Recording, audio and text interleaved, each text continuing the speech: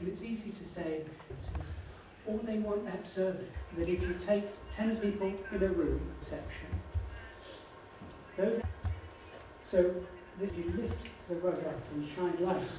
Почитувани присутни, почитуван директор на Македонскиот центар за меѓународна соработка, господин Александар Кржаловски, како што кажа мој долгогодишен пријател, и веројатно тука собир на близнаци, пошто јас сум близнак, нели?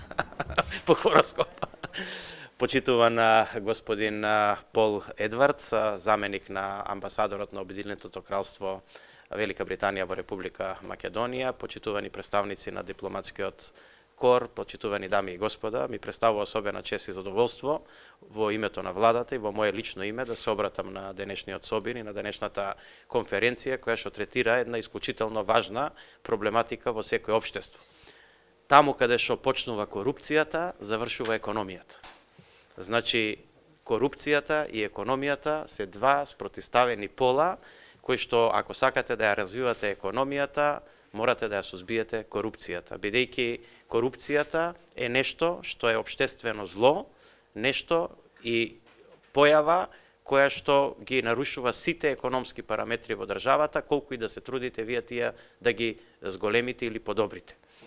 Корупцијата подразбира по мене, а веројатно и по дефинициите на теоријата на луѓето кои што со тоа се занимаваат, неосновани зафаќања, изнудувања, уцени од стопанските или од економските оператори за одредени дејности кои што секако на крај ги плаќаат сите граѓани на Република Македонија, и тоа во два облика: или директно како трошење на буџетските средства или грабеж на буџетот, или индиректно како спречување на развојот на економијата, заради тоа што секаде таму каде што се појавува корупција, вие имате проблем да немате пазарна економија, а самото тоа предизвикува зголемување на цените, а тие на крај повторно ги плаќаат корисниците на тие услуги, најчесто граѓаните во Република Македонија.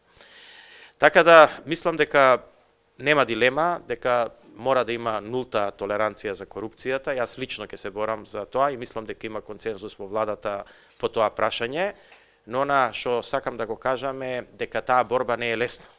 Таа борба потекнува од најниските слоеви на администрацијата, па нагоре до највисоките политички кругови.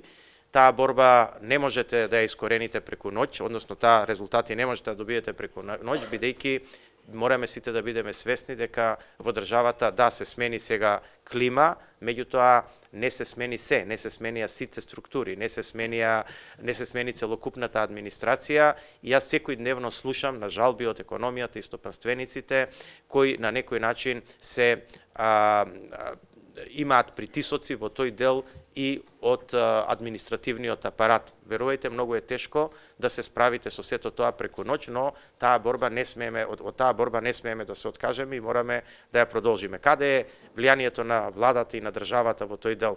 Влијанието на владата е прво пред се да биде транспарентна, и мислам дека тука направивме многу работи. Не е сигурно направено све што може да се направи, но направивме многу работи. И само кратко ќе насочам кон тоа дека, тргнувајќи од тоа што јас го покривам како ресор, мерките, односно државната помош која што ја даваше владата и на која што никој не знаеше претходно колку е потрошено, а сега точно знаеме дека се потрошени 225 милиона евра во рамките од 7 години, дека сега ја направивме транспарентна, значи програма во која што ниеден стопанственик нема потреба да доаѓа и да се договара во владата, него јасно по одредени критериуми ќе биде помогнат. Дали се тие критериуми добри или лоши, јас лично сум убеден дека се добри, бидејќи стимулираат успех, но ќе оставиме времето тоа да покаже, и затоа направивме договор со МАНУ, во кој што МАНУ ќе биде позициониран да биде евалуатор на резултатите кои што ги дава таа политика. Што се однесува до останатите делови, значи прво таму каде што државата дава помош, нели, мора да имаме една транспарентност. Понатаму државата како ги троши парите, останатиот дел од парите, исто мора да биде транспарентно, и затоа одлучивме сите договори за јавни набавки преку Бирото за јавни набавки да бидат објавени на веб-сајтот на Министерство за финансии. Исто така, значи, направивме автоматизам во повратот на ДДВ-то, значи веќе нема приоритетни враќања на ДДВ, него поред како доаѓаат сите компании добиваат поврат на ДДВ. Министерството за финансии апсолутно ја зголеми својата транспарентност во делот на увидот на граѓаните во трошењето на државните пари и мислам дека е тоа многу важно да се потенцира.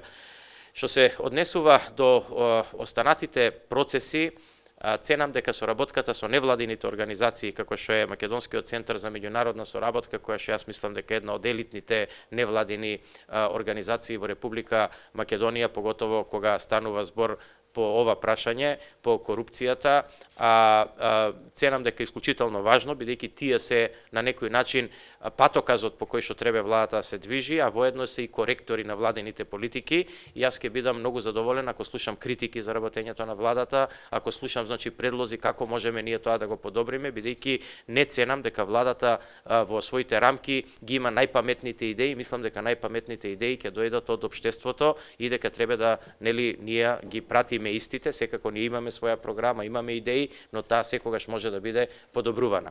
Кратко имав прилика да поразговарам со Александар околу резултатите, инако не ја имам видено анализата, и тие резултати кажуваат дека Македонија и понатаму, во делот на корупцијата не стои баш најдобро, некои параметри се зголемуваат, но ми беше исклучително важно дека еден параметар, така бар бев информирана, сега ќе го видиме, е позитивен. А тој параметар е дека економијата станува резистентна на некој начин на барањето на корупција. Тоа е добро. Тоа значи дека повеќе стопанствениците не се плашат, немаат голем страв да одбијат притисок и уцена, и јас ги охрабрувам сите стопанственици тоа да го направат. Значи, не треба никој да прифати притисок и уцена.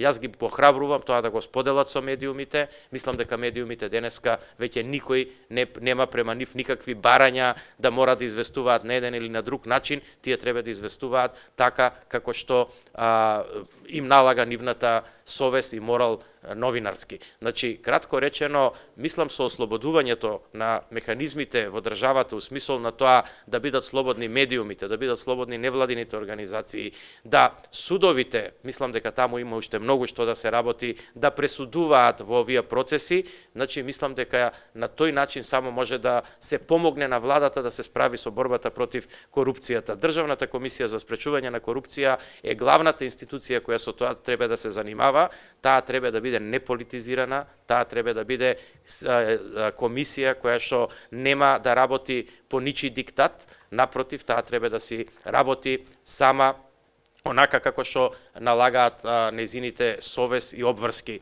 Јас бев првиот, или веројатно сакав со личен пример да покажам, кога го објавив мојот анкетен лист, беше пред година дена, отприлика, сите се сеќавате, напишав све, со гордост напишав све што имав во него, заради тоа што ценев дека тоа е најдобриот начин да се почне транспарентноста. Значи, да, тоа беше на некој начин изненадување, беше малце и критикувано, но мислам дека после година дена треба да стане стандард. Така да, тоа е начинот како со борба и со, на крајот краиштата, и со лични примери, треба да се справуваме со ова, како да кажам, општествено зло. Јас не би сакал да узурпирам поголем дел од времето, ќе оставам повеќе да ја видиме анализата, да можеби евентуално се продискутира околу тоа.